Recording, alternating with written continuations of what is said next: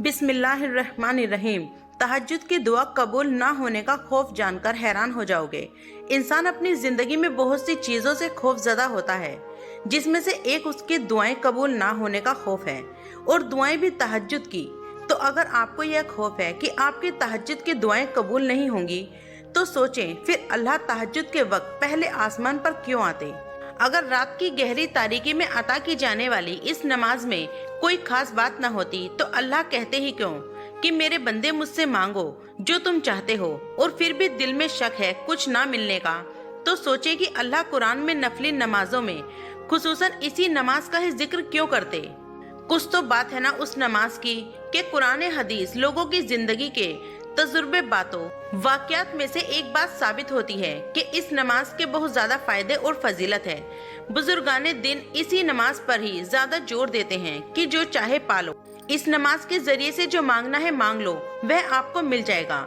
आज के नौजवान नस्ल जिन्हें जिंदगी के मामलात बहुत ज्यादा पेचीदा लगते हैं, गुनाहों की तरफ रागिब हो रहे हैं। गुनाहों की लज्जत उन्हें अंधा कर देती है, ख्वाहिशों के उसूल के पीछे अपने आप को बर्बाद कर देते हैं। हालांकि एक आसान रास्ता अपनाकर यह सब कुछ हासिल कर सकते हैं।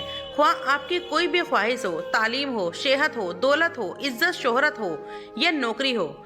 इसके अलावा कोई चाहता है कि उसे किसी नेक औरत का साथ मिल जाए, कोई चाहता है कि उसे किसी नेक मर्द का साथ मिल जाए, तो ये सब अल्लाह से मांगे, गुनाहों की तरफ न जाएं।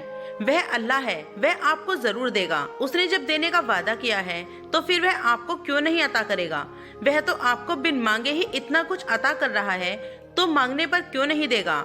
एक दफा आप उस रास्ते पर चल पड़े तो आप देखेंगे कि कामयाबियां कैसे आपके पास आएंगी। आप तहज्जुद की नमाज के कमालात देखकर हैरान रह जाएंगे। और कुछ लोग सोचते हैं कि हम क्यों इतनी मेहनत करें, क्यों नमाज पढ़ें, क्यों तहज्जुद पढ़ें, कब से मांग रहे हैं, कुछ नहीं मिलता। जिनको मिलना होता है वैसे ही मिल जाता है। तो याद रखें, यह एक शैतानी ख्याल और कम इल्मी है और अल्लाह से दूरी की वजह है। वरना अल्लाह कुरान में यह क्यों फरमाता, हकीकतन हमने इंसान को मेहनत और मशक्कत के लिए पैदा किया।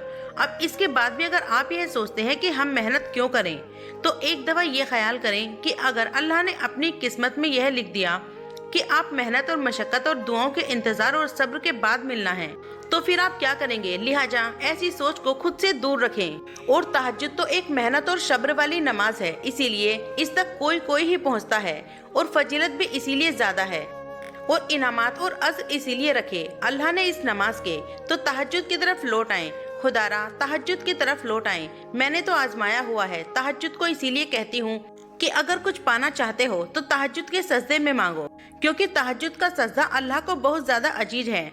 अल्लाह इसमें मांगी जाने वाली हर चीज आपको जरूर अता करेगा।